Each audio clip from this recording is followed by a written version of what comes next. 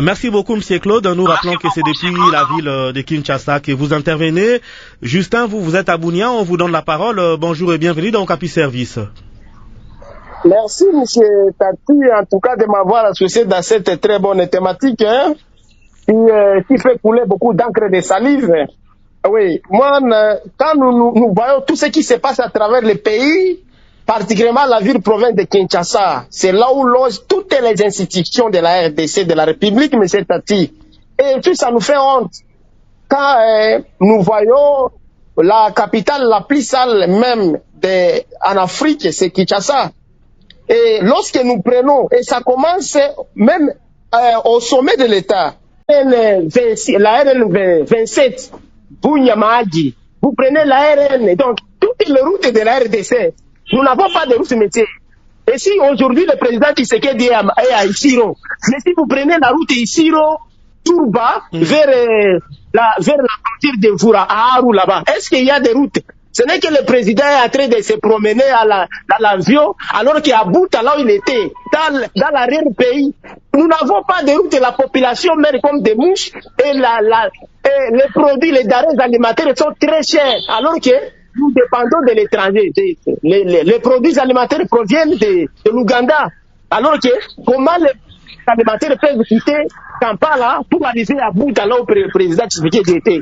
Alors que c'est ça, M. Tati, en tout cas, ça nous estomaque un peu lorsque nous parlons de la RDC. Sinon, merci et bonne journée. Excellente journée à vous, Justin. Vous appelez depuis la ville de Bunia, nous le rappelons. Ingénieur John, l'auditeur de Kinshasa, Jean-Claude s'étonne. Pourquoi est-ce que les routes construites à Kinshasa ne durent pas? L'espérance de vie des routes de Kinshasa sont assez réduites. Merci beaucoup pour l'intervention de l'auditeur de sa question. C'est comme je vous ai dit au départ qu'à Kinshasa, nous n'avons pas de route. Ça, il faut d'abord qu'on se le dise. Certaines routes dont le grand frère a évoqué qui ont une grande durée, parfois ce sont les routes construites à l'époque des Belges. Vous voyez ça? Alors, le frère pose la question de savoir pourquoi les routes ne durent pas. Non, les routes ne durent pas parce qu'elles sont mal confectionnées. D'abord, nous n'avons pas les réglementations à ce qui concerne la construction des routes dans notre pays. De deux, regardez par exemple l'infrastructure et la superstructure. Le ministre qui dirige ce secteur-là, il n'est pas un ingénieur. Ça, ce n'est pas le problème des ingénieurs. Regardez par exemple le ministère des Transports. Celui qui dirige, ce n'est pas un ingénieur. Le ministère d'Environnement, ce n'est pas un ingénieur. Donc, comment dirais-je, Urbanisme et Habitat, ce n'est pas un ingénieur. Et alors, regardez, pour votre connaissance, tous ces ministères, ces 5 ministères, ce sont des ministères purement techniques. Les ministères techniques qui s'emboîtent les pas. Les routes ne peuvent pas tenir en République démocratique du Congo à partir du moment où il n'y a pas la coordination dans ces ministères qui sont les ministères purement techniques.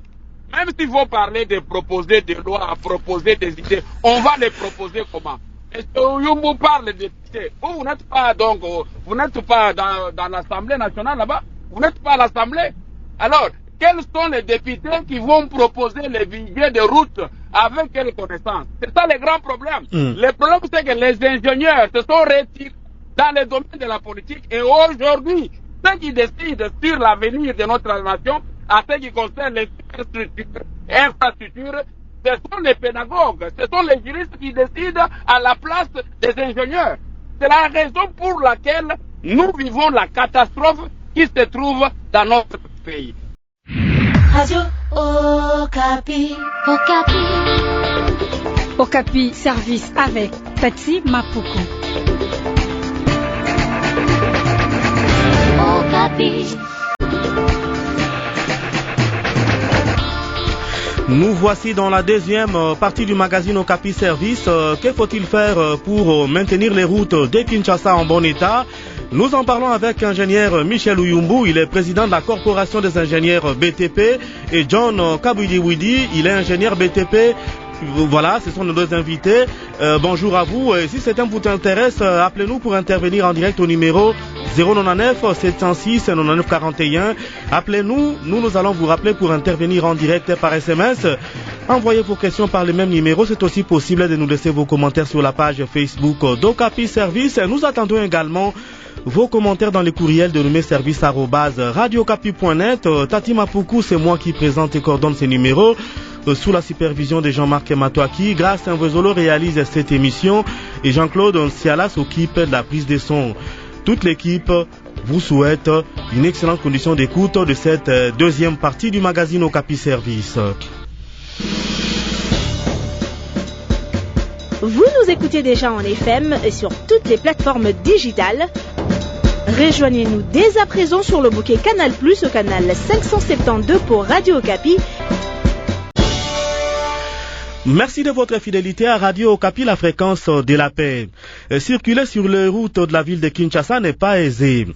Très peu de tronçons routiers sont en bon état. La grande majorité des routes est cabossée et impraticable depuis des années, à l'exception du boulevard du 30 juin qui mène jusqu'au centre-ville, du boulevard Lumumba, de la route Bypass, de l'avenue Kasavubu, de l'ex-avenue du 24 novembre, appelée communément la Libération, de la route Matadi, de la route Poids Lourd, de l'avenue Sendoué et du boulevard Triomphal, qui ont également des nids de poules à certains endroits. Que faut-il faire exactement pour avoir des routes en bon état en permanence à Kinshasa? Nous en parlons avec nos deux invités.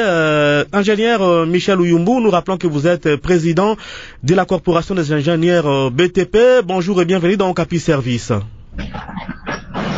Bonjour, M. Tati. Quel état des lieux faites-vous de nos routes ici au niveau de la ville de Kinshasa? Merci beaucoup pour l'invitation. Quel état de lieu on peut faire de nos routes? Tout le monde peut regarder et se dire tout de suite que nous avons un réseau routier, et si nous pouvons l'appeler réseau, parce qu'il y a encore trop à dire pour la définition d'un réseau routier, mais nous avons au moins un ensemble de routes qui se trouvent dans un état de délabrement très avancé. Et ça, c'est connu de tout le monde. Et que faut-il faire pour maintenir des routes à un très bon état? Mais la première des choses, il faut commencer par très bien le construire et ensuite mettre un véritable programme de maintenance et d'entretien pour assurer évidemment la maintenance de ces routes. Donc, quoi qu'il en soit, si elles ne sont pas très bien construites au départ, ça posera un problème de maintenance. Il faut d'abord commencer par très bien le construire, pas seulement la chaussée, mais l'ensemble des composantes de la route et le réseau de drainage et d'assainissement, tout ce dont nous avons besoin comme trottoir, les différentes zones de stationnement et la chaussée elle-même, ça doit être très bien construit au départ. Et en plus, il faudrait qu'il y ait un budget conséquent pour la maintenance et l'entretien de l'ensemble des routes que nous avons. Donc, si cela n'est pas fait, évidemment, nous aurons des routes qui vont se dégrader très rapidement. Et en plus, ça demandera beaucoup trop de moyens pour les maintenir, et ce que nous n'en avons pas, et nous aurons la situation que nous sommes en train de déplorer aujourd'hui. Voilà. Ingénieur Michel Uyumbu, nous rappelons que vous êtes président des ingénieurs de la Corporation des ingénieurs BTP. Et nous sommes dans un pays tropical, 9 mois de précipitations, 3 mois de saison sèche. Est-ce que nos routes sont construites en respectant ces principes écologiques? Oui, évidemment, c'est tout ce qu'un ingénieur doit faire quand il est en train de concevoir une route. Il conçoit une route par rapport, il doit avoir toutes les données dont il a besoin, les données du milieu de localisation de la route, il doit en avoir. Et ces données pluviométriques vont lui permettre évidemment de définir ou de dimensionner les réseaux d'assainissement conséquents pour que ces réseaux d'assainissement prennent en charge aussi bien les eaux pluviales que les eaux usées. Et en plus de cela, il faut dimensionner la route elle-même par rapport au trafic d'aujourd'hui et au trafic de la durée de la projection de cette route. Si c'est une route qui est conçue pour 15 à 20 ans, on tient compte du trafic d'aujourd'hui et du trafic qui aura lieu dans les 15 ans à venir. Donc, ce sont des données de départ, de dimensionnement d'une route, et il y a des données pluviales, il y a des données géotechniques qui, elles, ont trait à la configuration du sol et du sous-sol, qui vont recevoir ces routes-là, mais il y a des données de trafic qui ont trait aux charges et aux surcharges auxquelles la route sera confrontée pendant la durée de son exploitation. Ah ben, si l'ensemble de ces données existent, et que l'ensemble de ces données ont été prises en compte dans les différentes étapes des études, des études, aussi bien la conception que le dimensionnement de la route et de ses dépendances, alors ça ne posera aucun problème. Mais quoi qu'il en soit, il faut peut-être dire, M. Tati, qu'une route peut être dimensionnée correctement, et un réseau de drainage peut lui aussi être conçu et calculé correctement, une exécution peut être aussi bien faite que possible, mais si la maintenance ne suit pas, nous aurons évidemment une dégradation précoce de cette route-là. On vous garde en ligne. Nous donnons cette fois-ci la parole à notre deuxième invité. Il s'agit de John Kabouidi-Bouidi. Il est également ingénieur BTP. Ingénieur John, bonjour et bienvenue dans Okapi Service.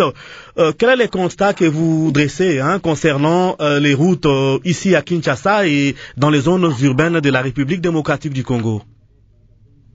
Merci de m'avoir invité, monsieur Teddy. Je dis bonjour à mon grand frère Uyumbu et je dis bonjour à tous les auditeurs de la radio Okapi.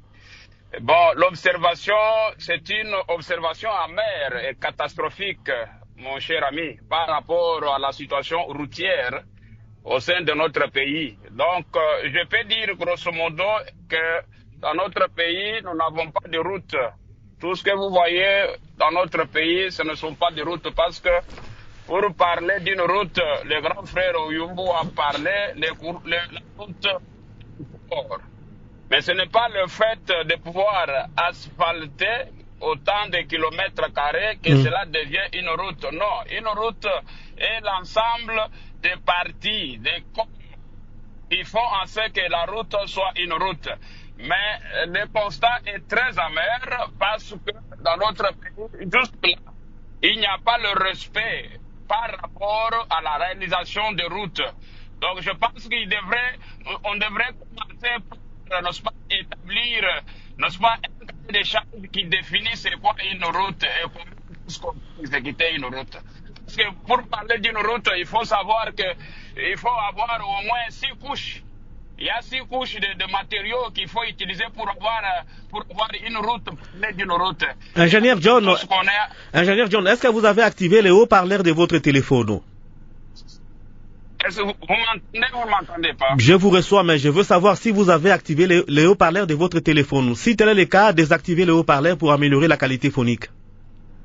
Ok, merci beaucoup. Voilà. Est-ce que vous m'entendez maintenant? Là, ça s'est nettement amélioré. On y va. Vous êtes en train de faire allusion aux 6 couches des victimes. Oui, pas seulement les victimes, parce qu'on ne peut pas parler d'une route à partir du moment où il n'y a pas les tapis drainants. Avant de mettre même les graviers ou les agrégats ou les concassés, tout commence par un tapis drainant pour se faire les matériaux. Mais toutes les routes que nous sommes en train de construire dans notre pays, je ne sais pas si mon grand frère peut me le dire, qu'il est sur le terrain, il est chevronné dans ce domaine, s'il y a les tapis drainants.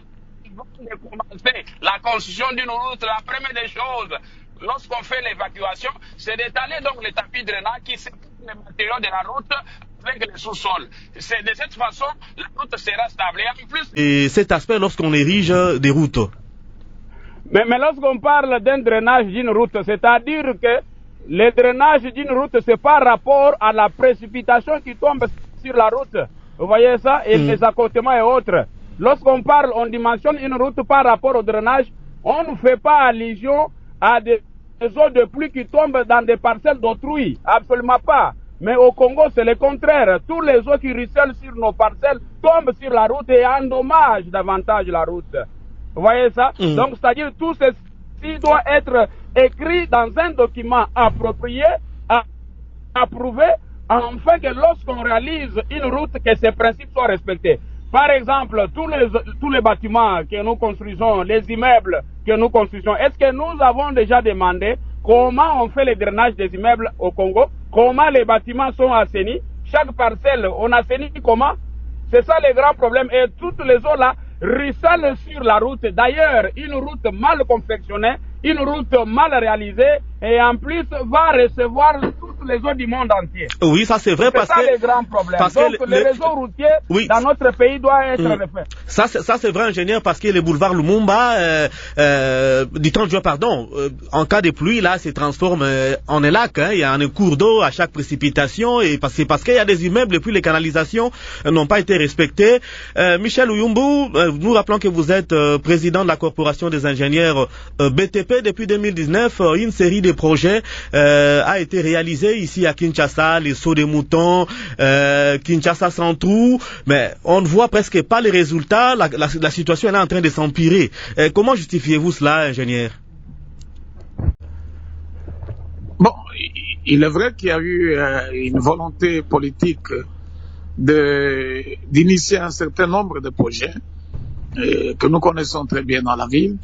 Mais il faut noter que certaines routes même qui ont été réhabilitées en 2019-2020 n'existent pas aujourd'hui. Le cas de l'avenue Bokassa, c'est le cas le plus emblématique parce que là, c'est connu de tout le monde. Elle est restée éternellement dans l'état chantier, la poubelle au beau milieu de la chaussée.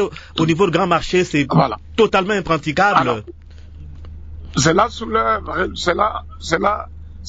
la question sur la qualité des routes que nous construisons. Et d'ailleurs, nous en appelons aux autorités compétentes pour que une réflexion soit organisée dans ce sens-là. Pourquoi nous assistons aux dégradations précoces de nos routes dans des délais beaucoup plus courts. Donc, c'est vraiment précoce. Et c'est une réflexion qui doit être menée pour qu'on essaye d'analyser l'ensemble de la question et évidemment essayer de faire des recommandations qui pourront nous aider dans la suite du temps pour que nous ne retombons pas sur les mêmes erreurs du passé. Et il y a des projets pour lesquels, tout ce que moi je connais, c'est qu'il y a des projets pour lesquels des réhabilitations étaient partielles. C'est-à-dire une réhabilitation, par exemple, a été faite et un ouvrage d'assainissement qui, lors de la route, a été peut-être conçu réhabilité. Mais du côté de l'ensemble du réseau, il y a des problèmes. Parce que vous savez, une route, si vous prenez un tronçon routier, évidemment, ce tronçon routier appartient à un réseau routier.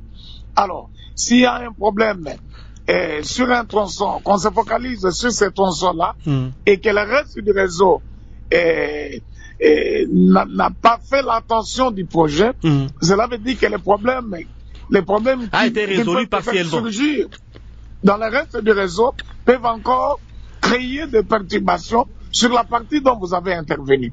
Et il faut le dire que les travaux routiers demandent énormément de moyens, et des fois on est obligé de les faire avec les moyens de bord, et en faisant avec les moyens de bord, on intervient sur certains tronçons précis, et le reste de tronçons reste dans cet état-là, ce qui fait que demain après demain, il y a ce qu'on appelle un rebondissement sur les tronçons réhabilités, dû au fait que d'autres tronçons peut-être n'ont pas connu une bonne réhabilitation. Donc, ce sont des problèmes très complexes pour lesquels il faut une analyse vraiment approfondie pour arriver à des conclusions beaucoup plus évidentes, des conclusions beaucoup plus efficaces. Mais ce qui est vrai, c'est que nos routes ne durent pas. Il faudrait qu'on s'y penche, au lieu de revenir sur la réhabilitation des routes qui ont été réhabilitées il y a 4 ans, et on revient de temps en temps sur ça sans savoir quelles sont les vraies causes, par exemple, de la dégradation précoce. Là, on s'est en train de tourner en rond, en fait.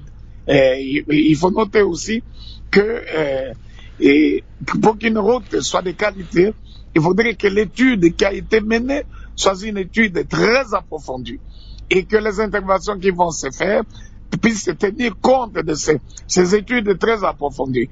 Et des fois, on va sur certains tronçons où les interventions sont des interventions partielles, alors qu'elles auraient dû être des interventions profondes, évidemment, parce que peut-être on n'a pas assez de moyens pour faire une intervention profonde.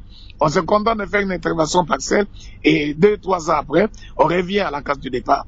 Voilà évidemment ce que je peux dire par rapport à ça.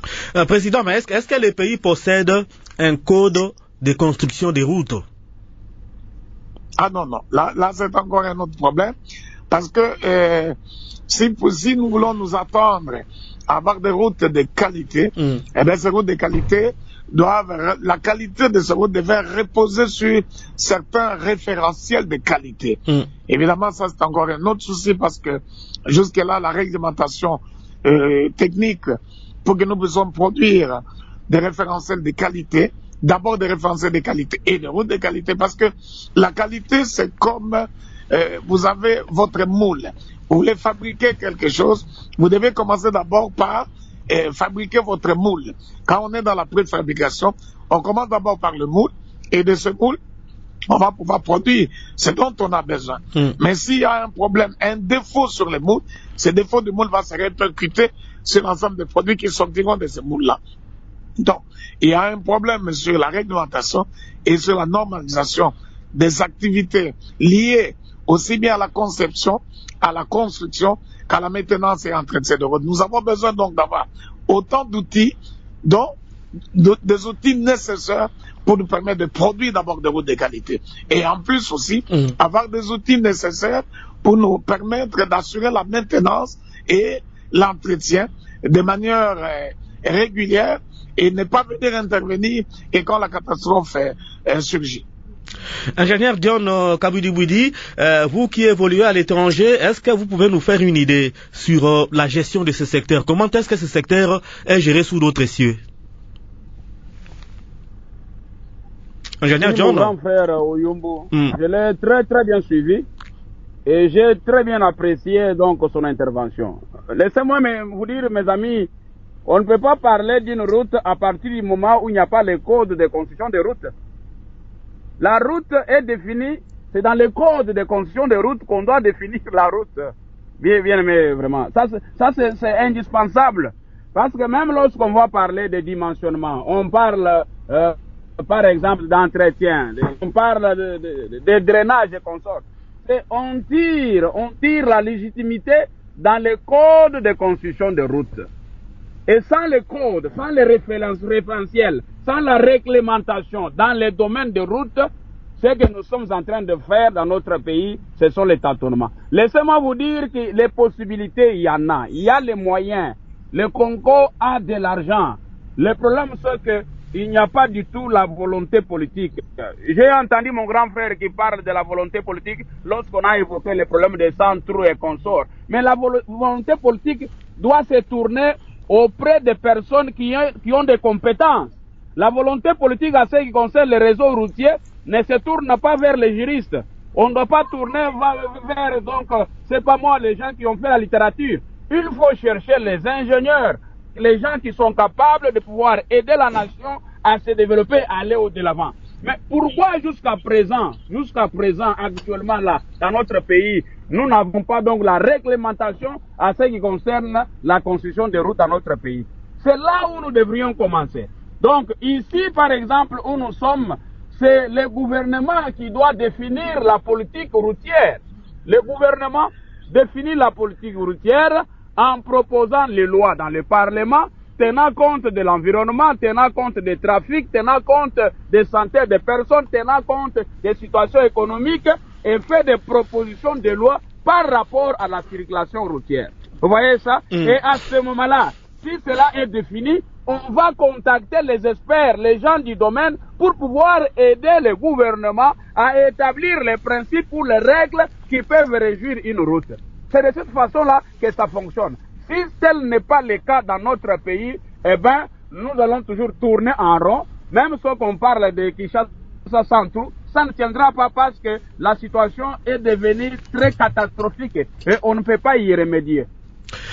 Que faut-il faire pour maintenir les routes de Kinshasa en bon état? Nous en parlons dans cette seconde partie du magazine Okapi Service. Si ce thème vous intéresse, appelez-nous pour intervenir en direct au numéro 099 706 99 41. Appelez-nous, nous allons vous rappeler pour intervenir en direct. Allô? C'est parce que Radio Okapi unit le Congo que vous êtes concerné par cette émission. Bonjour monsieur le journaliste, bonjour. En tout cas, j'étais très ravi par rapport à ça. Je suis vraiment ravi par la pertinence de l'interview. Habitants de toutes les provinces, parole aux auditeurs et votre émission. Vous donnez votre avis sur les grands thèmes de l'actualité ou les petits tracas de la vie de tous les jours. Le premier auditeur, il appelle depuis la ville de Lubumbashi, il s'appelle Achille. Bonjour et bienvenue dans Okapi Service. Oui, bonjour Tati, bonjour aux invités, bonjour aux auditeurs. On vous donne la parole. Merci pour la parole. Bon, d'entrée de jeu, j'ai des questions à poser aux invités, surtout, je pense à l'ingénieur. Je voudrais savoir la durée exacte d'une route très très bien construite. Quelle est sa durée? Deuxième question, on a souvent entendu parler de 1 million fait 1 kilomètre. Est-ce qu'il peut affirmer cela? Si oui, est-ce qu'il a une petite explication quant à ça? Parce que moi, je suis pas vraiment convaincu qu'1 million peut faire seulement 1 kilomètre. Si c'est oui, une petite explication quant à ça. Et je voudrais ajouter juste quelque chose parce que c'est quand même regrettable de constater que Kinshasa, qui est le miroir, je pense, de la RDC, manque des routes, parce que vous êtes en train d'affirmer cela. C'est vraiment regrettable. Si Kinshasa, qui est le miroir de la RDC, manque des routes, alors, combien plus fort de quoi? Des autres provinces, Lumbashi, je sais pas, Tanganyika, Manono et autres choses. C'est vraiment regrettable. Et cela prouve la mauvaise gouvernance dans ces pays. Parce que dans un pays où les hommes de Dieu affirment que c'est un pays où de surfacturation, c'est un pays où les vols est permis, donc tout ça, on ne peut que vivre ça. C'est pour ça, moi, je suis pas d'avis de ceux qui veulent que leur province soit des pays à part. Moi. Je suis pas d'avis, mais que voulez-vous quand les richesses bénéficient à des individus qui sont à Kinshasa, au lieu que cela puisse bénéficier ou quoi à la population. Donc ça ne peut que révolter les gens. Et pour le moment, on peut tout dire ici à la radio. Les invités peuvent tout dire, même vous, même nous, tout ce que nous pouvons dire ici. Bon, c'est bien, mais je pense que on sera jamais écouté. Mais nous espérons qu'un jour, l'heure viendra, qu'on aura des bons dirigeants, parce que dans ces pays, on n'avait jamais cru qu'on aurait des musées Kabila. Nous osons croire qu'à la longue, même après cette génération, nous aurons des bons dirigeants qui auront l'amour de ces pays, qui vont aimer ces pays pour construire, pour faire ce que la population veut. Merci beaucoup. Merci beaucoup, Monsieur Achille. Nous rappelons que c'est depuis la ville de Lubumbashi que vous intervenez. Ingénieur John, comment répondez-vous à la première question de notre auditeur, l'espérance de vie d'une route si elle est construite selon les normes? Oui, laissez-moi vous dire, d'abord, en ce qui concerne notre pays, il faut oublier de la durée de la route, parce que je vous ai dit au départ que tout ce qui est construit dans notre pays, ce ne sont pas des routes. Vous les appelez les routes parce qu'il y a les victimes que vous voyez là-bas. Ce ne sont pas des routes. Je vis ici en Suède, il y a de cela plus de 20 ans que je suis en Suède. Il y a des routes qui, jusque-là, on n'a rien même changé, donc la couche de roulement. Donc, c'est-à-dire ces routes-là existent en bonne et due forme. Je suis ici plus de 20 ans. Mais du moins, il y a des routes, lorsqu'on parle de réflexion ou l'entretien des routes, on change toujours donc la couche de roulement. C'est la couche de roulement des bitumes, la première couche là de roulement, de circulation, qu'on change. La fondation de la route reste, la couche, comment dirais-je, des renforts reste, la couche de protection reste, donc la route reste intacte. Lorsqu'on veut faire changer quelque chose, on change seulement donc la couche de roulement. Et c'est là, ici en Suède, c'est 10 ans qu'on le fait, ou bien 15 ans qu'on le fait. Mais la route est là, elle existe. Elle peut aller même jusqu'à 30 ans à 50 ans. Mais s'il y a donc des problèmes, c'est la couche de roulement qu'il faut changer. On enlève les bitumes de 5 cm, on rebitume encore. C'est ça. Là, la route est construite en bonne forme. Mais ce qui se passe dans notre pays, c'est difficile de pouvoir définir donc la durée de la route. Je pense que mon grand frère Uyumbu est mieux placé pour nous parler de la durée. Mais là, au pays, même tout ce que vous parlez, que c'est bien construit là, donc c'est pitoyable. Ingénieur Michel Uyumbu, je me tourne vers vous pour au fait compléter la réponse de l'ingénieur John Kabudi qui intervient depuis la Suède. En même temps, j'ai renchéri Achille à regretter au fait Kinshasa c'est le miroir de la RDC. Si les routes ne sont pas en bon état dans la capitale, c'est compliqué dans l'arrière-pays. Comment réagissez-vous aux préoccupations de Achille de Lubumbashi? Merci beaucoup, M. Tati. Et je voulais dire à l'ingénieur John que même à Kinshasa, nous avons des routes qui ont fait plus de 15 ans, 20 ans. C'est vrai qu'il y a des... Allô? Oui, on vous reçoit 5 sur 5, allez-y. Allez-y. Nous avons des routes qui n'ont pas duré, mais moi je peux vous citer par exemple l'avenue de la Justice, l'avenue Lukusa. Ce sont des routes que nous avons depuis des années, pour lesquelles on n'a pas vu beaucoup d'interventions. Et ces routes, vous prenez par exemple ce qu'on appelait l'autre fois l'avenue de 3Z, et qui longe le fleuve Congo. Je pense que cette route est là depuis une bonne dizaine d'années. Oui, mais elle ne s'est pas dégradée pour autant. Ingénieur, là-bas, le trafic n'est pas assez dense. Hein? Lukusa, le trafic n'est pas assez dense par rapport à d'autres chaussées. Quoi qu'il en soit, mais c'est-à-dire, mais moi je peux vous poser la question, quand est-ce que vous avez vu les travaux de réhabilitation d'avenue Lukusa? Vous n'aurez pas d'idée. Non. Vous n'aurez pas d'idée parce que on n'a pas eu assez d'intervention sur ces avenues-là. Tout simplement parce que sur certaines routes que je viens de citer, ces routes se situent dans la zone où vous avez le réseau d'égouts de la commune de la Gombe et le drainage est très bien assuré, ce qui fait que la dégradation de ces routes ne se font pas aussi facilement que dans d'autres tronçons routiers. Ça, c'est ce que je voulais dire en premier. Deuxièmement, sur les coûts au kilomètre de route. Bon, c'est un débat parce que il y a des gens qui s'improvisent malheureusement dans les secteurs où ils n'ont pas de compétences pour dire qu'écoutez, une route coûte 1 million, c'est beaucoup plus cher, il coûterait 200 000, 300 000.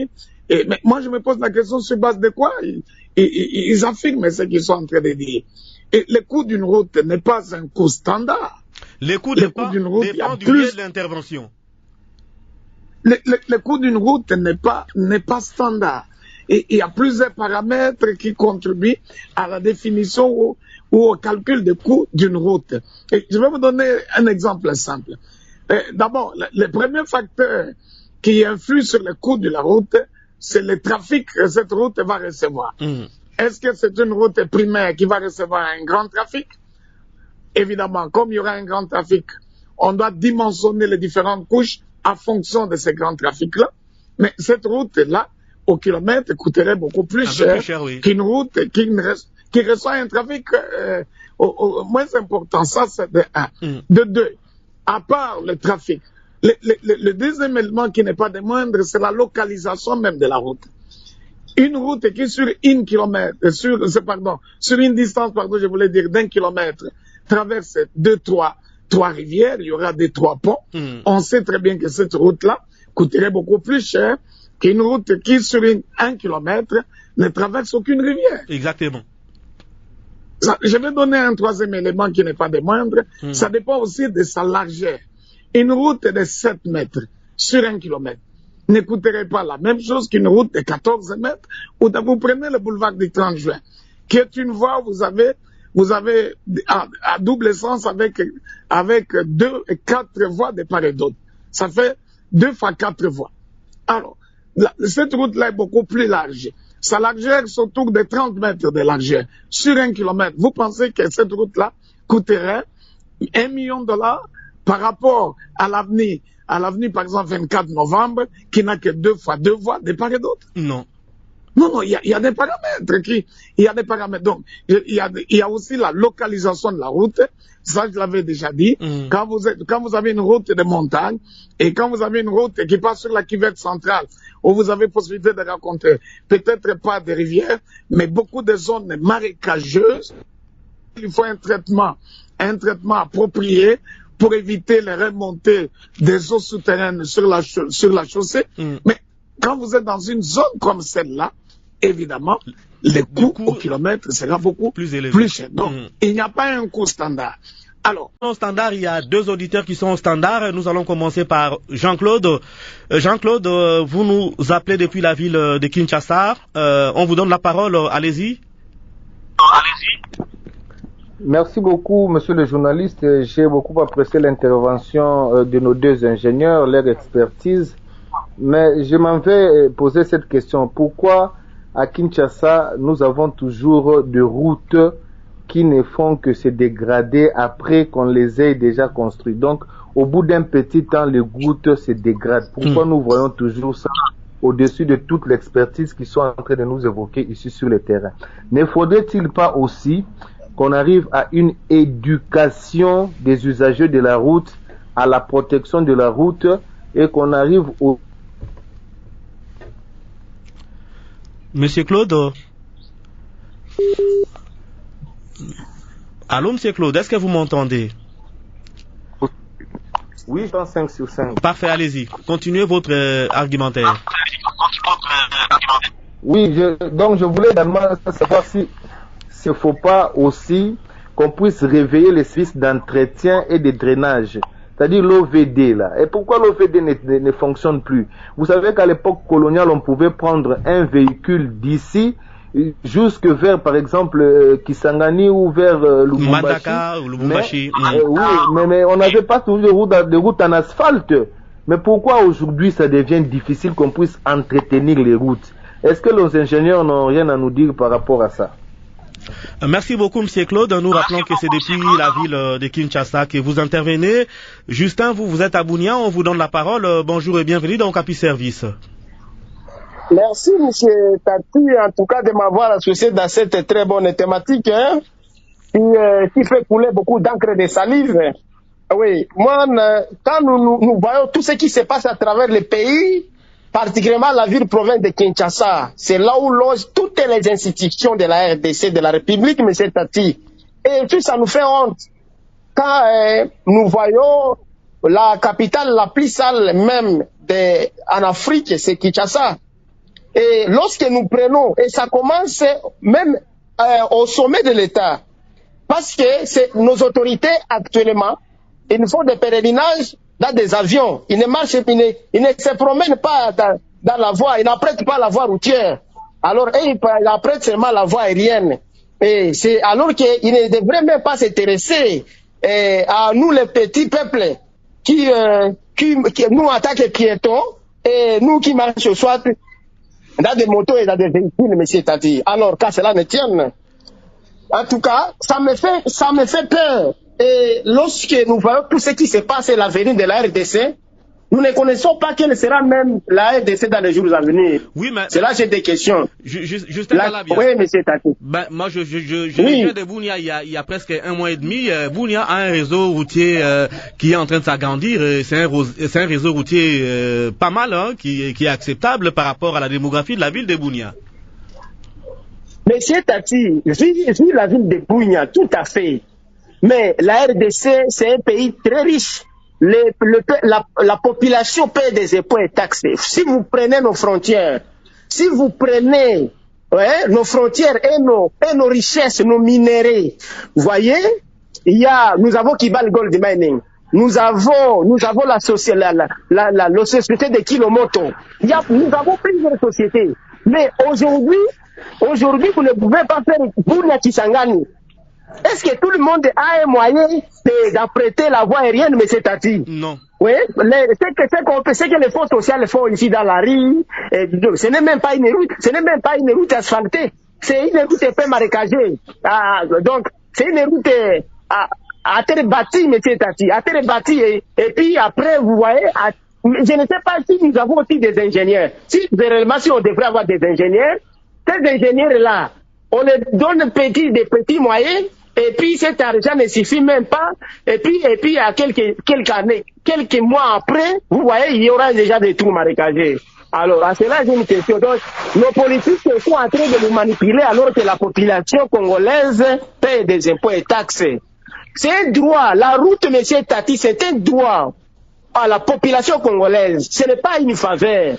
Alors que tout ce que nous voyons, en tout cas, ça nous fait mal. Quand nous parlons de la RDC et tout ce que nous avons et tout ce que nos autorités font ailleurs, parce que l'argent de la RDC n'est pas consommé à la RDC, mais l'argent est consommé à l'étranger, parce que nos autorités, ils ont même des villas à l'étranger, alors que la RDC, nous sommes que des pauvres. À cela, j'ai des questions, M. Tatou. J'ai des questions. On vous écoute, allez-y. La première question, pourquoi les autorités congolaises ne veulent pas s'intéresser des routes de Kinshasa alors que la population paie des impôts et taxes? Ça, en tout cas, j'aimerais que l'invité puisse nous répondre à cette question. Pour terminer, le fait que les routes de Kinshasa ne sont pas construites et que les autorités et que les routes nationales, quel sera maintenant le sort des routes nationales? Par exemple, la RN4, Kisangani Bunia.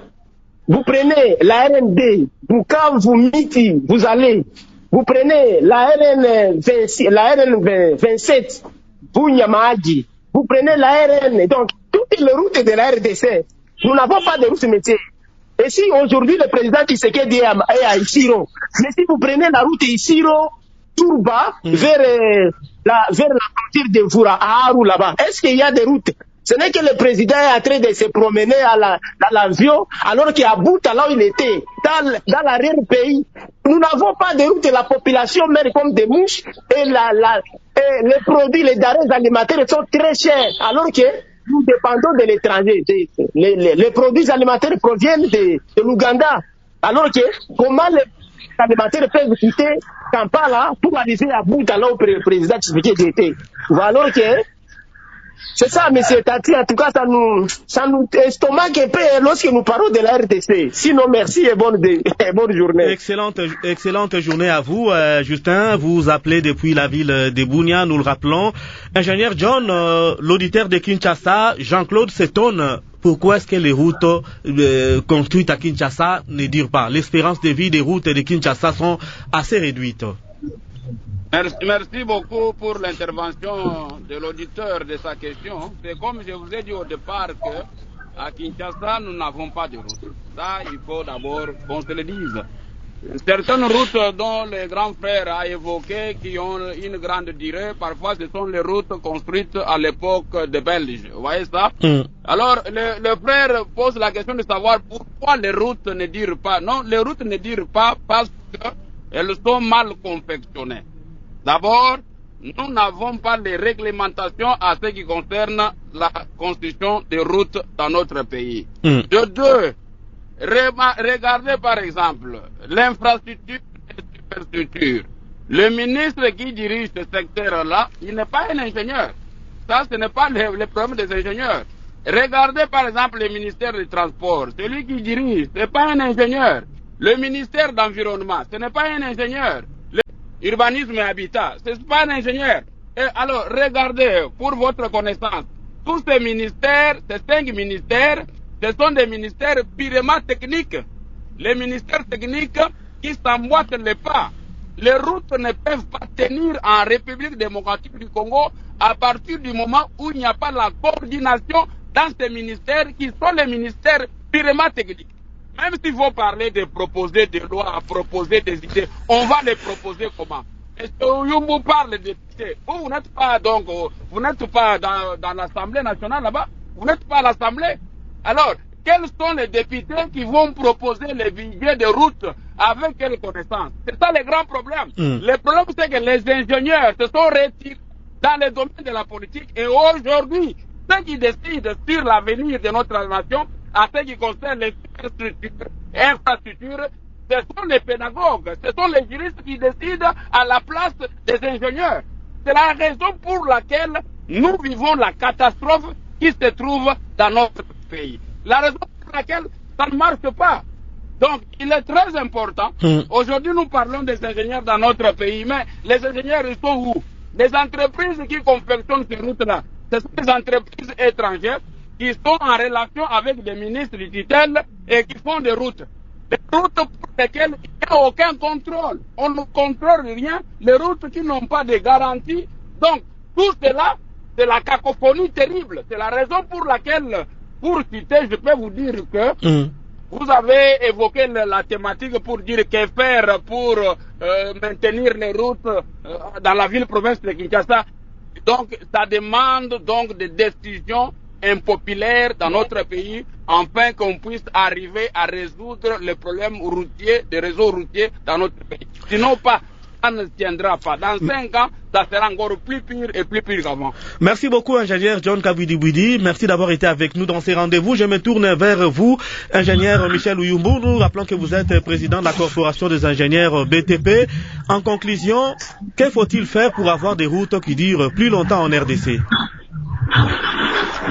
Merci beaucoup, M. Tati. Je voulais revenir, faire un pas en arrière sur les inquiétudes de notre compatriote qui a appelé, je ne sais pas. Jean-Claude de Kinshasa. Je ne sais pas si c'est voilà. Non, il y a quelqu'un qui a appelé de Bunia. Justin de Bunia. Les routes nationales. RN4, RN2, RN27. Exactement. Je crois que je comprends son souci et ses inquiétudes, mais je crois que dans le programme quinquennal du ministère, ce qu'on appelle le plan quinquennal du ministère des Infrastructures, l'ensemble de ces tronçons routiers dont il fait allusion sont repris dans ce programme-là, RN4, RN2, RN27. Mais je ne sais pas exactement quand est-ce que les financements de ces routes vont commencer, mais je crois que ça sera pour l'année 2025, ça je le crois. Je n'ai pas assez de précision. Donc, pour que les routes durent le plus longtemps, je reviens à ce que j'avais déjà dit au commencement, il va falloir que ces routes-là soient très bien construites. Il va falloir que l'entretien puisse suivre. Parce que souvent, nous remarquons qu'un petit trou commence à apparaître sur la route et il n'y a aucune intervention qui est là jusqu'à ce que la situation va s'aggraver. Donc, il faut qu'il y ait un programme d'entretien. Il faut qu'il y ait des moyens conséquents pour que les routes soient construites correctement et que l'ensemble des problèmes qui vont être soulevés pendant la conception soient pris en compte. Ça, c'est de un. De deux, il faut qu'il y ait un entretien régulier, mais pour que tout cela puisse marcher correctement, cela doit reposer sur les référentiels de qualité, sur la réglementation, sur les normes qui seront élaborées évidemment ou harmonisées avec les experts du secteur que nous sommes, et cela pourra donner alors un bel espoir.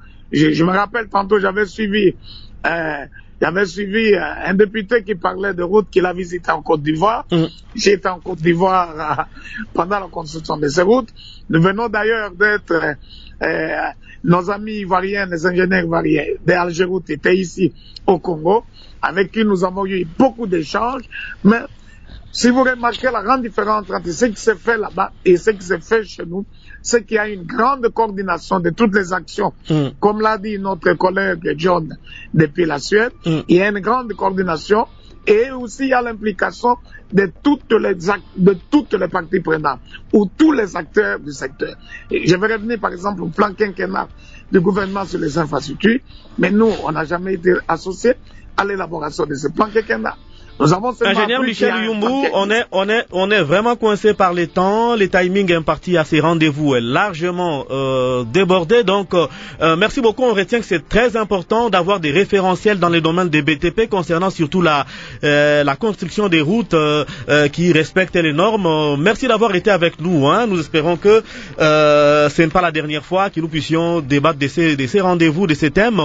C'est par ici que s'achève le magazine Okapi Service que vous a présenté Tati Mapoukou. Grâce Mvwezolo était à la réalisation et Jean-Claude Ontiala s'est occupé de la prise de son. Le rendez-vous est pris pour demain pour un nouveau rendez-vous d'Okapi Service. Excellente journée à vous tous et toutes.